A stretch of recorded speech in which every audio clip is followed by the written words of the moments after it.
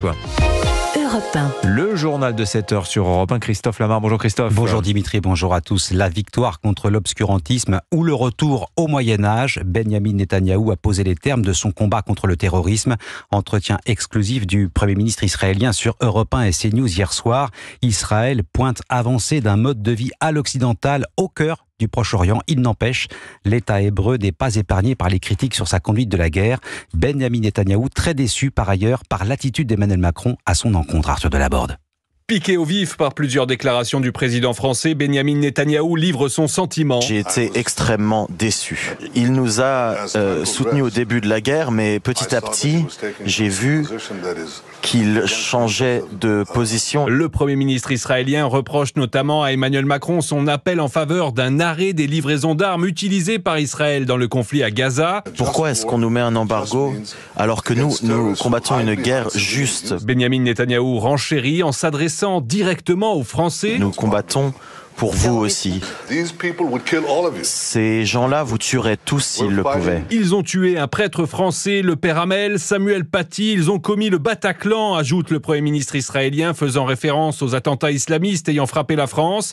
Autre point de tension, le soutien affiché par Emmanuel Macron à la Cour pénale internationale. Benyamin Netanyahou ne le digère pas alors que la juridiction a requis un mandat d'arrêt international contre lui. Arthur Delaborde du service politique d'Europe 1. La guerre sur le terrain avec la plus intense campagne de bombardement sur Beyrouth hier soir selon la presse libanaise. 17 frappes ont détruit plusieurs immeubles de la banlieue sud de la capitale du Liban. L'armée libanaise qui affirme que 3 de ses soldats ont été tués par des tirs israéliens. Ça vient de tomber à l'instant sur l'AFP. Le Liban au cœur de la conférence internationale qui se tient aujourd'hui à Paris. 70 chefs d'État et de gouvernement réunis autour d'Emmanuel Macron. Israël, l'Iran et les États-Unis ne seront pas représentés. Objectif des participants, obtenir un cessez-le-feu et débloquer 400 millions de dollars d'aide humanitaire. Cet argent va-t-il vraiment irriguer et servir l'économie libanaise? Difficile à dire, tant les comptes de l'État libanais semblent opaques. Caroline Baudry. Août 2020, le port de Beyrouth est ravagé par une explosion. La France triple alors ses crédits annuels pour le pays ami. 214 millions d'euros sont versés entre 2020 et 2022. Un an plus tard, la Cour des comptes enquête, se heurte au manque d'informations et recommande la mise en place d'un dispositif de suivi financier. Daniel Meyer est professeur associé et directeur du Master Moyen-Orient à Sciences Po Grenoble. Parce qu'évidemment, pour suivre les dépenses publiques, encore faut-il qu'il y ait un gouvernement qui fasse un budget au Liban. Donc encore faut-il qu'il y ait un gouvernement qui sont en exercice. Alors, actuellement, il y a un gouvernement démissionnaire, je le rappelle. Il n'y a toujours pas de président qui a été nommé. On a des rapports au niveau on va dire, des ONG les plus honnêtes ou les plus anciennes qui travaillent avec les instances internationales et avec la France aussi. Donc, on les connaît et ils rendent des comptes, en quelque sorte. Ma foi, pour les autres, et notamment les acteurs communautaires eux-mêmes, on n'a vraiment pas de contrôle et l'opacité demeure. Afin d'aider la population, un nouveau soutien international massif pourrait être conditionné à un redémarrage de l'État libanais.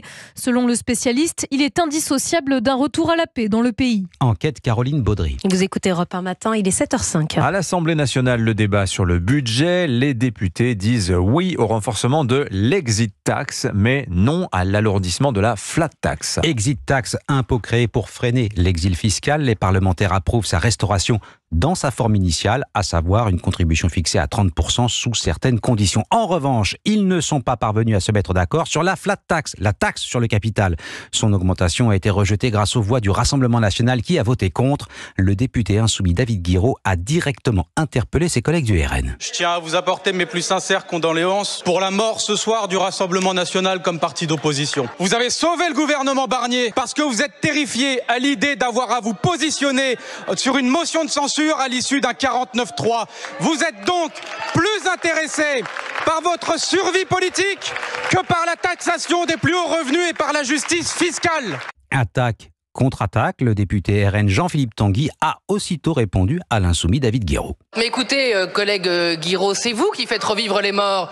Sans vous, monsieur Macron ne serait plus à l'Élysée. Votre propension systématique à trahir le peuple a fait revivre 60 députés de monsieur Attal.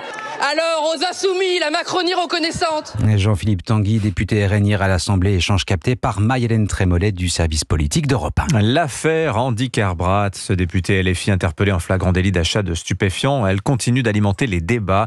Tolérance zéro pour les consommateurs. Voilà le plan du ministre de l'Intérieur qui prône un changement de doctrine. Il faut sortir d'une consommation dite récréative, explique Bruno Retailleau, propos tenus hier au Sénat lors des questions au gouvernement. Stratégie approuvée par une très large majorité des Français. 77% se disent favorables à davantage de sanctions vis-à-vis des consommateurs. Enquête CSA pour Europe 1, CNews et le journal du dimanche. À moins de 15 jours maintenant de l'élection présidentielle américaine, la démocrate Kamala Harris jette ses dernières forces dans la bataille. Un seul mot d'ordre, tous contre Donald Trump, le fasciste. Accusation publique de Kamala Harris qui vise directement le candidat républicain. Pas sûr que cela serve sa campagne. Cette tactique pourrait même ne pas apporter les résultats escomptés. Aviva Fried, vous êtes la correspondante d'Europe 1 aux États-Unis. Oui, c'est la publication d'un article qui a mis le feu aux poudres. Dans celui-ci, l'ancien chef de cabinet de Donald Trump, le général John Kelly, affirme que l'ancien président aurait manifesté son admiration pour Hitler et ses généraux. L'occasion était trop belle pour les démocrates. Kamala Harris s'est fendue d'une déclaration solennelle devant la résidence officielle des vice-présidents, comme pour souligner la gravité du moment. Il est très inquiétant et très dangereux que Donald Trump mette en avant Adolf Hitler. Pour citer John Kelly, il est clair que Donald Trump répond très certainement à la définition d'un fasciste. Kamala Harris espère ainsi faire peur aux indécis. Lors d'une séance de questions-réponses sur CNN hier soir, elle n'a fait que parler de Donald Trump, quelle que soit la question posée, avec un seul message. Je pense que Donald Trump est de plus en plus instable et inapte à gouverner.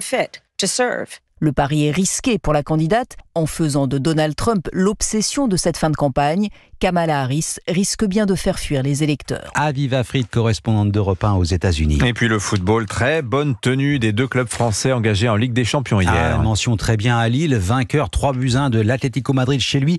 En Espagne, Anissa me soufflait à l'instant que ça faisait 4 ans que les Espagnols n'avaient pas perdu chez eux en Coupe d'Europe. C'est dire, l'entraîneur lillois Bruno Genesio salue le comportement des joueurs lillois. On a eu les occasions, on les a mises. Les joueurs qui sont rentrés sont très bien rentrés et nous ont permis d'aller chercher cette victoire qui est magnifique. Voilà, j'ai envie de féliciter tout le monde, tout le groupe, mon staff qui travaille beaucoup. Moi, je suis souvent mis en avant lors de ces soirées, mais leur dire que voilà, c'est aussi la récompense de leur travail, de tous. Et puis, bien évidemment, les joueurs qui ont adhéré à ce qu'on souhaitait faire et qui l'ont fait merveilleusement bien. L'entraîneur lillois Bruno Genesio hier soir sur la chaîne LOSC TV. Puis bonne performance de Brest, mené 1-0 sur leur pelouse par le Bayer Leverkusen. Les Bretons ont réagi et obtiennent le nul 1-1. Ils sont toujours invaincus dans cette Ligue des Champions. Après 3 journées. Ça commence à sentir bon pour les Brestois également. Merci beaucoup Christophe Lamar, c'était votre journal.